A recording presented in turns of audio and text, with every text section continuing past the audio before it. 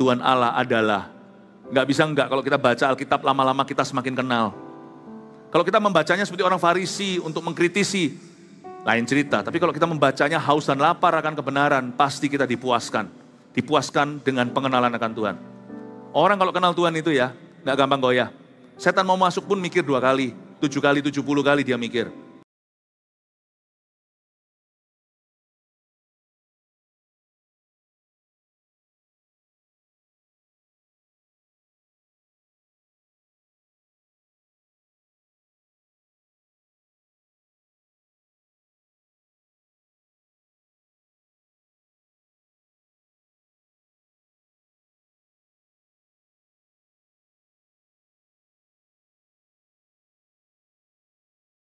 Kasih Yesus, hari ini hidup kami tak akan pernah sama lagi. Kami tidak perlu lagi ya Tuhan mengira-ngira. Hari ini sudah pasti hari yang Kau jadikan agar kami diubahkan. Kami meminta hadirat-Mu turun dan benar-benar semerbak sampai ke seluruh ruangan yang onsite dan dimanapun keluarga Saat Teduh yang menyaksikan online. Hadirat-Mu Tuhan menyeluruh, memenuhi kami. Sembunyikan hamba di balik salib-Mu, hamba-Mu sampaikan firman yang akan membebaskan. Terima kasih Tuhan, urapan-Mu yang mengalir. Terima kasih Tuhan Yesus, demi nama-Mu kami berdoa. Haleluya, amin, puji Tuhan. Shalom untuk semua, shalom, shalom. Kasih tepuk tangan untuk Tuhan. Saya mendapatkan satu pesan dari Roh Kudus. Bukan hanya bagi kita semua di seluruh dunia yang menyaksikan Saat Teduh bersama, tapi Pastor Maxi, saya rasa di Sumatera, khususnya Medan, sangat butuh pesan ini. Judulnya jangan stres. Stres itu pergi, tahu nggak, kalau kita itu banyak memuji Tuhan. Mau pakai cara apapun, positive thinking, pikiran positif juga nggak mempan. Orang kalau sudah stres bisa berbuat sesuatu yang bodoh dan mencelakakan, baik dirinya sendiri atau orang lain. Dan mereka tidak akan berubah hanya kalau mereka, sekalipun jika mereka di penjara. Yang bisa mengubah hati itu hanya Roh Kudus. Makanya Injil harus diberitakan sampai ke seluruh dunia, karena pesan-pesan ini, firman itulah yang memerdekakan dari dalam. Dengan banyak merenungkan firman Tuhan, sesuatu akan terjadi di hidupmu. Kita semua pasti punya stres lah, nggak mungkin nggak. Stres itu seperti kolesterol, ada kolesterol yang baik, ada kolesterol yang buruk. Stres yang baik itu karena bekerja, tantangan di depan. Kalau kita jalan sama Tuhan, stres itu ada, tapi menempa kita, membuat kita jadi lebih indah. Tapi stres yang buruk itulah roh ketakutan, itu mematikan, itu membunuh, itu melumpuhkan, membuat seseorang hidupnya seperti cacat. Mari kita buang stres yang begini, jangan stres. Saya baca dulu ayatnya, Yesaya 26, 12 ayat, karena ayatnya 12, jadi saya nggak baca seluruh, tapi berhenti satu, saya jelaskan dulu. Ini adalah nyanyian puji-pujian karena kelepasan yang diberikan Allah kepada bangsa Israel waktu itu. Ini nubuatan Yesaya. Ayat pertama. Pada waktu itu, nyanyian ini akan dinyanyikan di tanah Yehuda. Makanya sebelum masuk ke dalam sesi firman, waktu kita masuk hadirat Tuhan, kalau kita datang ke gereja itu jangan skip atau jangan lewatkan puji-pujian. Yang penting aku datang dengar pengkhotbahnya. Kalau pengkhotbahnya digandrungi. Misalnya di gereja-gereja, wah pengkhotbah yang diundang. Tapi kalau di gereja GMS yang digembalakan sudah terlatih, mereka selalu rindu tumbuh makan dari makanan rohani yang disediakan oleh gembala sidang. Cintai gembala sidangmu. Kalau Anda bukan berasal dari GMS, kasihi gembalamu. Apalagi kalau mereka mempersiapkan firman dengan sungguh-sungguh, tidak asal-asalan. Dan mimbar tidak dipakai untuk sesuatu yang salah, tapi untuk memberi makanan rohani kepada umat. Dukung mereka. Tapi jangan kita datang ke gereja atau masuk hadirat Allah itu langsung aja maunya firman. Puji-pujian itu syarat pengajaran, di dalamnya itu ada roh pengenalan. Makanya di sini pada waktu itu, nyanyian ini dinyanyikan di tanah Yehuda. Yang kita baca sekarang ini lagu loh. Kita lihat ayat 1b, pada kita ada kota yang kuat untuk keselamatan kita. Tuhan telah memasang tembok dan benteng. Mau tahu alasan pertama kita jangan stres? Karena pada kita ada kota yang kuat untuk keselamatan kita. Apa maksudnya keluarga saat teduh? Coba saya baca lagi ya, dalam versi yang mudah kau mengerti. Kenapa kita jangan stres? Karena pada kita, are you ready? Pada kita ada juru selamat yang kuat. Namanya, yang keras dong, namanya Yesus. Ada satu sobatku yang setia. Kita tadi nyanyikan, saya tidak hafal semua liriknya. Tapi kalimat pertama udah cukup. Kenapa kita jangan stres? Ingat. Pada kita yang sudah percaya padanya, ada juru selamat yang kuat. Dia terlebih besar. Dia terlebih besar. Bukan di luar, di dalamku. Di dalamku. Siapa? Yesus terlebih besar. Merdu sama-sama. Yesus terlebih besar. Kumandangkan namanya mendengung di stadion ini. Di dalamku selama-lamanya. Saudara yang online, penuhi ruangan di mana Anda berada. Katakan, Yesus terlebih. Singgung, sebut nama itu. Kumandangkan. Yesus terlebih besar. Setan pun lari, penyakit pun pergi. Di dalamku roh kemiskinan akan patah. Di dalam kutuk pun akan terbalik. Yesus terlebih besar. Yesus terlebih besar. Di dalamku selama-lamanya. Beri tepuk tangan untuk Tuhan. Jangan stres karena kita punya juru selamat yang kuat. Terus terang ya, dia yang paling kuat di seluruh jagat raya, bahkan melampaui universe ini. Tiada yang lain selain dia. Ayat 2, bukalah pintu-pintu gerbang, supaya masuk bangsa yang benar dan yang tetap setia. Yang penting ini, jangan stres. Kalau kita tahu hati kita benar di depan Tuhan. Asal hati kita itu nggak memberontak terhadap yang Maha Kuasa, kita tidak keluar jalur meskipun kita ini nggak lepas dari kesalahan, tapi tidak ada kesalahan yang kita sadari. Kalau kita nggak menyimpan sesuatu, padahal kita tahu. Asal hati kita benar di depan Tuhan, itu percaya Tuhan akan take care semua. Belajar cuek itu, jangan overthinking semua dipikirin. Khawatir nggak menambah sahasta masalahnya. Coba kalau kita khawatir masalah kita jadi lebih kecil, mari kita sama-sama khawatir yuk. Tapi khawatir itu tidak mengecilkan masalah, tapi memperkecil kapasitas kita untuk melawan masalah kita. Nggak ada keuntungan dalam khawatir. Khawatir itu merugi semua. Bukalah pintu gerbang, pintu akan terbuka. Supaya masuk bangsa yang benar dan yang tetap setia. Berarti bangsa yang benar dan setia dibukakan pintu oleh Tuhan. Jikalau Tuhan yang membuka pintu, siapa yang dapat menutupnya? Jikalau Tuhan yang mengangkat aku, siapa yang bisa menurunkan aku? Coba garis bawahi kata supaya masuk bangsa yang benar dan tetap setia. Yang penting hanya dua. Yang penting kita itu benar dan setia. Udah, saya itu cuek kok. Mau pencobaan kek, mau keadaan kek, mau musuh kelihatan atau musuh yang gak kelihatan kek. Asal saya benar di depan Tuhan, bukan sok benar ya, asal hati saya bercermin dengan Tuhan, aku tahu hatiku itu tulus. Asal aku benar dan setia, jikalau Tuhan di pihak kita, siapa lawan kita? Ayat 3, yang hatinya teguh, kau jagai dengan damai sejahtera, sebab kepadamu lah ia percaya. Yang hatinya teguh, ini ayat luar biasa, bahasa Indonesianya kan hatinya yang teguh. Bahasa Ibraninya, hati di sini itu yang pikirannya tetap. Hati di sini itu bahasa Inggrisnya He whose mind is steadfast. Bukan hati yang di sini, hati yang di sana. Ini juga termasuk hati loh. Hati-hati gunakan pikiranmu. Hati-hati gunakan pikiranmu.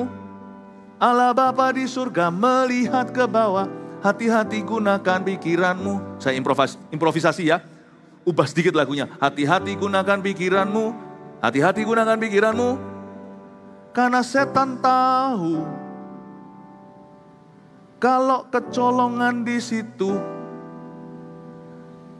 semangatmu dan hatimu di sini ikut jatuh, treng.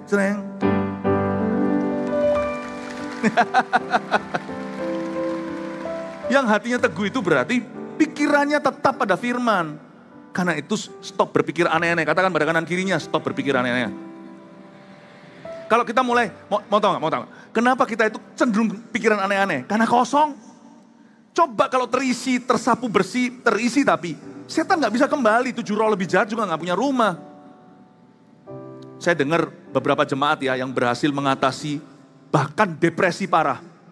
Sampai linglung segala. Itu karena mereka bukan hanya memuji Tuhan, menyembah Tuhan, bukan. Ada orang tuh sukanya tiap hari memuji-muji tapi nggak pernah mau baca Alkitab. Itu juga salah. Karena masing-masing punya fungsinya seperti papa dan mama. Isi dong dengan firman. Jemaat-jemaat tersebut di GMS yang mengalahkan depresi berat itu mereka itu baca Alkitab udah gak ngitung berapa pasal. Tapi mereka bukan hanya membacanya itu dengan melihat. Tapi bacanya itu sampai keluar suara. Dibaca, lawan sampai firman yang merupakan makanan berubah jadi rema. Dari rema jadi pedang bermata dua. Kalau pikiran kita itu penuh dengan ayat-ayat, perasaanmu tidak mungkin sanggup disayat-sayat. Yang hatinya teguh, scriptures. Makanya itu kalau datang ke gereja jangan pujian lalu habis itu khotbah.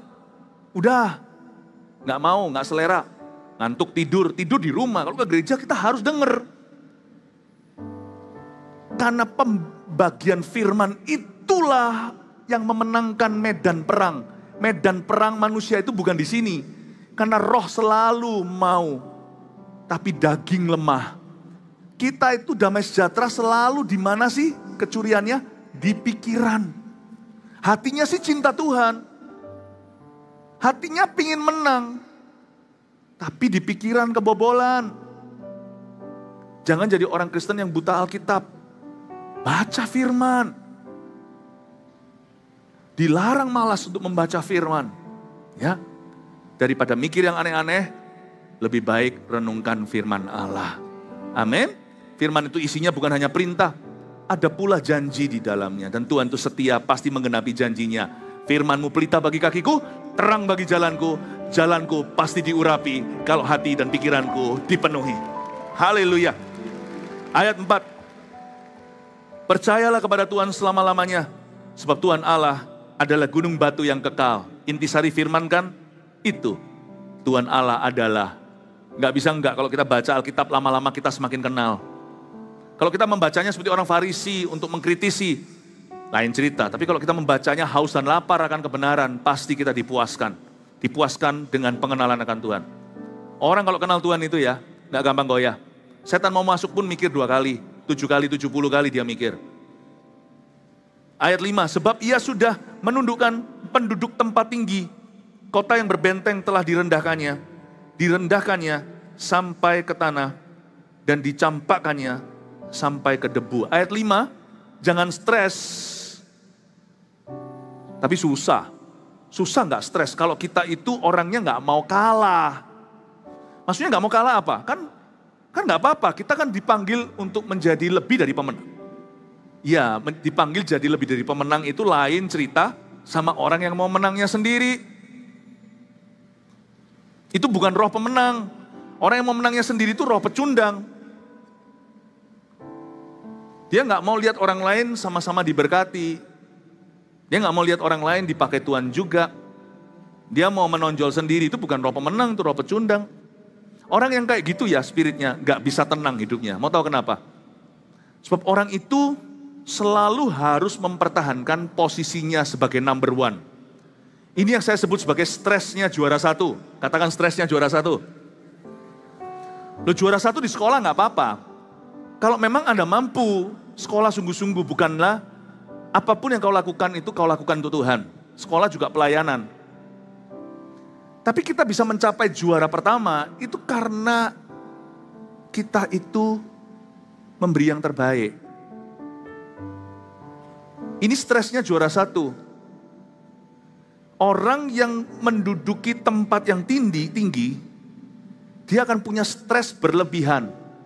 It's okay kita punya visi yang besar, tapi hatimu jangan berambisi semata-mata demi supaya Anda kelihatan bagus. Orang kayak gitu, stresnya tidak perlu. Sebab Tuhan akan menundukkan orang yang ambisius. Memang kalau kita punya visi yang besar, misalnya, saya seorang insinyur mau bikin rumah yang tiada duanya. Saya mau memberi yang terbaik untuk klien saya. Pasti dia ambisius dalam memilih materi, dalam bahan-bahan. Tapi motivasinya tepat. Dia mau memberi yang terbaik untuk kliennya. Tapi kalau ambisiusnya itu sebagai obsesi. Gua mau menang sendiri. Orang kayak gitu stres sekali loh.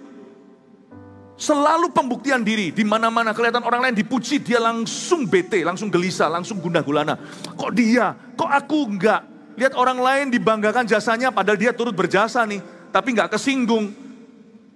Karena dia tidak kesinggung, dia tersinggung. Loh, aku juga ada andilnya, kenapa aku enggak disebut? Enggak disebut dari panggung sana, enggak disebut sama atasan, tidak diapresiasi, tidak disalami. Orang gitu ya. Stresnya sama sekali, bahasa Inggrisnya unnecessary. Tidak perlu sama sekali. Stres kayak gitu itu stres tercipta sendiri. Lu buat-buat sendiri di hati lu. Karena penuh dengan pembuktian diri. Itu yang disebut dengan sebab ia menundukkan penduduk tempat tinggi. Dan direndahkannya sampai ke tanah, kota yang berbenteng itu. Jadi hati kita tuh yang lembut aja. Boleh punya cita-cita yang tinggi, visi yang besar.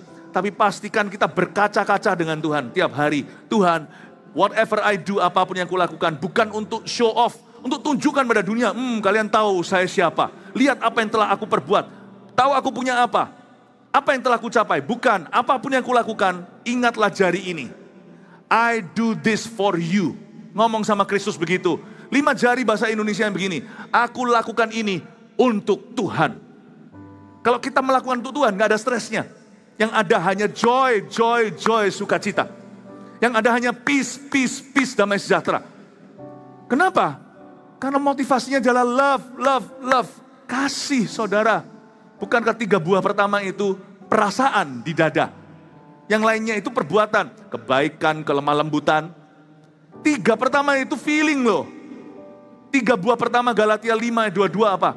Kasih, sukacita, damai sejahtera. Kalau kita lakukannya, ingat 5 jari ini, apapun yang aku lakukan ini demi Tuhan, bukan untuk orang lain lihat, meskipun pasti kelihatan nanti.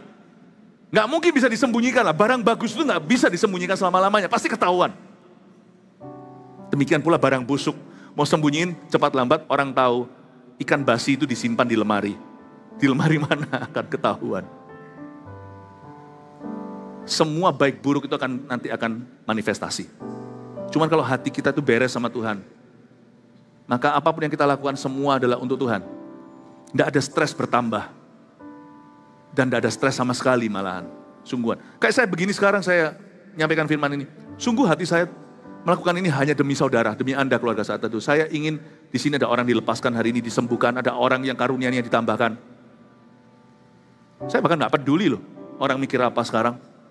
Anda sekarang lagi liatin saya yang onsite maupun online. It's not about me. Aku sudah bersembunyi di balik salib Yesus. Itu artinya kalau saya berdoa sebelum menyampaikan firman, sembunyikan aku di balik salib, ingatkan aku, I do this for you and for them too. Aku lakukan ini untuk engkau dan untuk mereka ya Tuhan. Ayat 6, kaki orang-orang sengsara, telapak kaki orang-orang lemah akan menginjak-injaknya. Yang diindahkan, dimuliakan di sini adalah orang sengsara dan orang lemah. Coba lihat ya. Kalau di dunia ini ada orang yang tidak punya apa-apa, alias miskin harta. Nggak takut siapa-siapa dia. Tidur bisa pulas, kenapa? Karena nggak takut dirampok. Mau rampok apanya? Dia nggak takut. Demikian pula orang yang miskin di hadapan Allah. Ini bukan miskin materi. Orang yang berserah. Orang yang nggak kepingin pembuktian diri. Orang yang nggak perlu pujian manusia. Orang kayak gitu ya, bahasa Inggrisnya nothing tulus. Dia nggak takut kehilangan sesuatu. Orang seperti itu nggak ada stresnya. Mau tahu kenapa? Karena dia tahu sama Tuhan itu, ikut Tuhan itu. Isinya bukan stres. Tapi dia tahu segala sesuatu yang kecil terkecil pun itu semua jadi berkat di hidupnya. Dikit-dikit terima kasih Tuhan. Dikit-dikit masa dikasih. Daripada orang yang merasa layak, merasa berhak, wah celaka. Tidak diperlakukan dengan cara tertentu, dia merasa, loh kok gitu? Tapi orang kalau masuk ke ruangan dia merasa dia bukan siapa-siapa. Setiap kursi adalah berkat. Dia hanya bisa merasa lebih diberkati kalau tiba-tiba kursinya dimajuin satu baris. Kalau kita masuk tidak ada spirit VIP. Kita tuh hamba doang. Kita itu hanya bisa naik kelas. Karena kita tahu kita sudah merendah. Kita sudah di telapak kaki orang lemah. Hanya ada satu jalan yang tersisa untuk orang-orang seperti ini, yaitu apa? Up, naik. Tidak turun. Daripada orang yang merasa dirinya itu berhak. Mari kita sampai kapanpun, kita selalu mawas diri. Saya sebagai hamba Tuhan, sampai kapanpun, saya selalu merasa saya yang beruntung kok, bukan jemaat. Misalnya sempat kemarin tadi waktu kita makan sama-sama, lalu beberapa pelayan restoran ternyata bisik-bisik, saya gitu-gitu nggak hanya peka sama Tuhan, tapi juga peka sama orang. Pas sama Eksi saya bilang ini kayaknya mereka sungkan mau foto tetapi nanti dimarahi atasannya. Jadi saya yang menawarkan diri, boleh saya foto dengan Anda? Wah ketawa semuanya. Waktu foto saya senang gitu, saya rasa kayak. Terus ada satu orang yang letuk bilang gini, wah ini ya Pastor Philip seperti apa gitu. Ngomong aja nggak tega, seperti apa gitu. Enggak, saya bukan itu, profesi itu. Saya ini pendeta, saya ini gembala. Saya bilang, saya yang beruntung bisa foto sama mereka. Saya yang beruntung. Tuhan cinta spirit yang rendah. Dan please, kalau Anda tidak mau stres, gampang. Jangan rendah diri, minder itu buruk. Rendah hati aja. Ayo kita sama-sama belajar rendah hati. Coba yang di rumah maupun yang di sini, katakan kanan kiri, jaga hatiku ya bro. Bantu aku selalu merendah di hadapan Kristus. Amin. Haleluya. Ayat 7. Jejak orang benar adalah lurus. Sebab engkau yang merintis jalan lurus baginya. Ini kalau salah baca, jejak orang benar adalah kurus. Ya gak apa-apa juga lah. Kadang-kadang saya juga mau diet rasanya. Di Medan dikasih makan terus. Keluarga saat teduh doakan ya, supaya saya kurus. Jejak orang benar adalah lurus. Lurus tidak sama-sama polos. Polos itu orang yang belum ada trauma. Orang yang lugu. Yang mengira seluruh dunia baik sama dia. Dia gak sadar bahwa di dunia ini banyak orang jahat. Orang lurus itu bukan orang polos. Orang lurus itu sudah pernah dikecewakan. Pernah ditipu. Tapi dia tidak kepahitan. Orang lurus itu adalah orang yang taat pada Kristus. Tidak ikuti perasaan. Jalan orang benar. Orang benar gak akan hidup dari feelingnya. Orang benar akan hidup dari iman. Jalan orang benar adalah lurus. Sebab Tuhan sudah merintis jalan lurus baginya. Kita belajar taat aja. Saya gak stres, saya nggak bahasa sehari-harinya gini, saya nggak ambil pusing. Pokoknya saya taat sama Tuhan, udah. Saya nggak takut, saya nggak ambil pusing, saya nggak punya pikiran banyak. Saya belajar satu seni, bukan seni rupa, seni tari, bukan seni tarik suara. Yang utama adalah seni menutup hari tanpa bawa masalah kemarin. Saya nggak bawa ke esok hari, kesusahan sehari untuk sehari. Saya nggak ambil pusing. Pokoknya saya tahu hari ini saya sudah berusaha taat, besok urusan Tuhan. Saya punya perencanaan sih, mau rapat lah, mau inilah, mungkin mau menyelesaikan masalah juga ada strategi yang perlu direncanakan. Tapi feelingku nggak ikut-ikutan. Perasaan saya kubur malam hari, sepanjang hari ku nikmati. Ku bersyukur sebab Roh Kudus telah menuntun hidupku. Ku cinta Kau, Yesus Tuhan, Ku cinta Kau, Yesus Tuhan. Tiap malam saya tutup dengan kalimat ini. Sungguh Kau segalanya, sungguh Kau segalanya,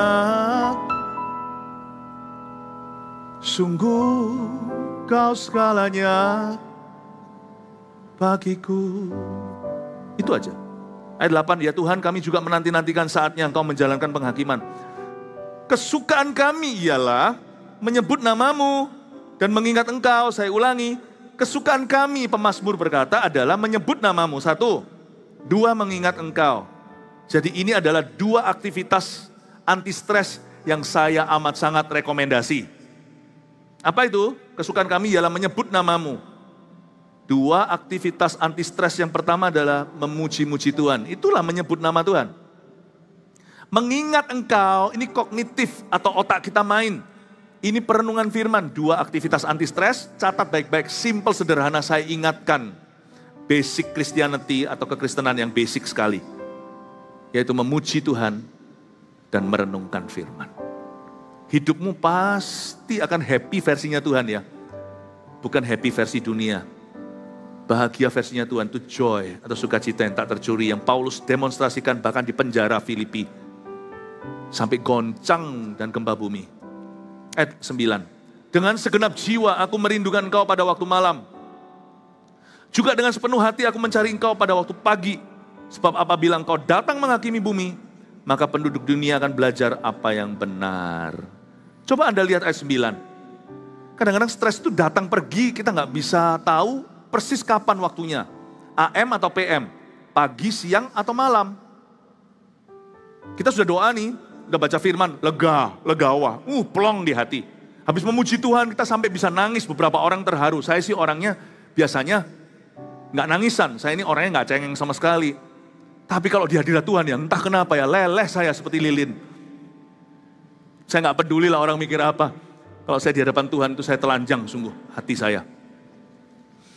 Setelah selesai, lega, 2 jam kemudian stres kembali menyerang. Kita sekali lagi merasa cemas. Pernah nggak rasa itu? Makanya itu, ayat 9 ajari kita. Jangan stres, itu komitmen sepanjang hari. Pada waktu malam, ayat 9 dikatakan, dengan segenap jiwa aku merindukan Engkau. Dan pada waktu pagi, sepenuh hati aku mencari Engkau. Pagi hari, siang hari, sore dan malam hari. Ini komitmen kita. Nggak stres itu hati yang dipelihara, dijaga seharian. Ini caranya. Tak hentinya mengucap syukur atas kebaikan-Mu. Kadang-kadang pagi tadi sudah doa. Nggak apa-apa. Kalau kita perlu, kita minta izin dulu sama keluarga. Kalau kerja, jangan bolos kerja. Tapi kita bisa berdoa di hati sambil kita bekerja. Atau kita bisa ambil break waktu makan siang. Sebentar, kita ambil apps di HP kita.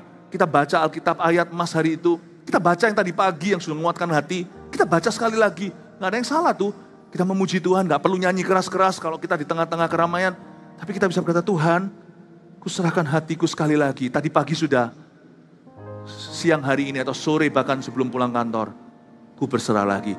Pagi hari, siang hari, sore dan malam hari. Tak hentinya mengucap syukur atas kebaikan-Mu.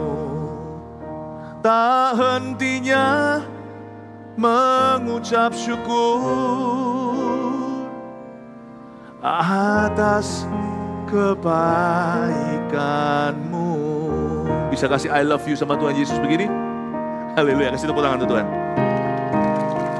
Kita lompat karena waktu, ayat 12 langsung ya. Ya Tuhan, Engkau akan menyediakan damai sejahtera bagi kami. Sebab segala sesuatu yang kami kerjakan, Engkaulah yang melakukannya bagi kami. Ayat ini luar biasa. Dia berkata, ya Tuhan, Engkau akan menyediakan damai sejahtera bagi kami. Damaiku itu dari Engkau. Kenapa? Sebab semua yang kami kerjakan, Tuhan yang melakukannya.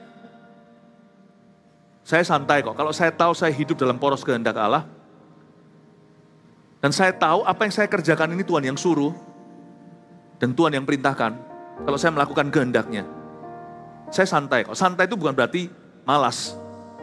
Di luar kelihatan kerja giat, tapi di dalam ini istirahat. Daripada kelihatan, kasihan kalau ada orang-orang misalnya. Jangan kita jadikan lelucon orang yang sakit jiwa misalnya ya. Di luar sana sampai telanjang begitu, itu harus ditolong. Mereka kelihatannya tidak berbuat apa-apa tiap hari.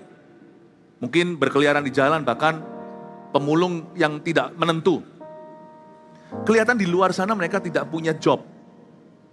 Tidak punya pekerjaan.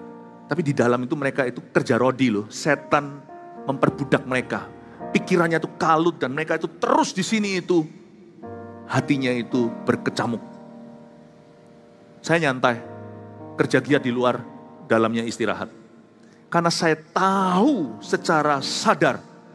Kerasa nggak kerasa hadirat Tuhan gerengnya sekarang saya sadar. Kalau apa yang saya lakukan ini adalah karena Tuhan dan Tuhan yang suruh, Tuhan yang menempatkan. Nyantai aja. Tuhan kok yang melakukannya untuk saya. Dan Tuhan kok yang melakukannya melalui saya. Hari ini juga orang akan sembuh. Orang-orang akan merdeka. Di sini akan ada orang-orang yang stres, yang kena gangguan-gangguan mental juga akan dibebaskan. Bukan karena kami, bukan karena saya. Roh Kudus yang ngalir. Karena hari ini bukan kami, tapi Roh Kudus yang mau. Santai saja, jangan stres. Kalau Anda tahu, Anda melakukan kehendaknya. Beranilah, jangan takut. Saya kasih 3 poin sebagai rangkuman. Mengapa kita jangan stres? 1, supaya kita nggak lupa semua sharing hari ini. Karena kita punya Yesus, Juru Selamat yang kuat. Katakan haleluya. Jangan stres. Nomor 2, yang penting hati kita itu benar di hadapan Tuhan. Yang penting benar dan setia. Udah itu aja. Gak pakai banyak rumus, gak pakai banyak jurus. Ketiga, saya rangkum ya. 2 aktivitas anti stres adalah pujian dan renungan firman. Kalau lagi stres, percuma salurkan di hobi. Apalagi salurkan di hal-hal yang salah. Seperti benda-benda barang-barang terlarang, seks bebas, pornografi, segala macam yang melukai dan merusak diri. Percuma sih, gak ada gunanya. Itu semuanya gak bisa angkat stresmu. Mabuk, setelah melakukan kebodohan, sadar pagi harinya muntah-muntah, hangover namanya. Habis itu harus hadapi lagi masalahnya. Plus masalah tadi malam, entah apa yang kau lakukan. Nabrak orang, apa. Kita gak tahu, orang mabuk. 2 anti stres cuman itu. Pujian dan renungan firman. Anda lakukan itu di gereja saat teduh bersama atau waktu Anda sendiri dengan Yesus Kristus di rumah. Saya percaya Tuhan memberi Anda obatnya. Karena obat stres adalah Yesus. Dan yang di sini juga mari kita mengangkat tangan yang online, doa berkat dulu. Terima kasih Tuhan, kami sepakat. Yang depresi pun satu-satu di rumah atau di mana mereka menyaksikan sembuh semua, bukan 90%. Semua sembuh. Makasih Tuhan. Terimalah berkat dari Allah Bapa, Putra dan Roh Kudus yang online. Kami mendukungmu dari sini. Bawalah damai sejahtera, jangan stres lagi. Be happy because you have Jesus. Karena Anda punya Yesus. Dalam nama Yesus, haleluya. Amin.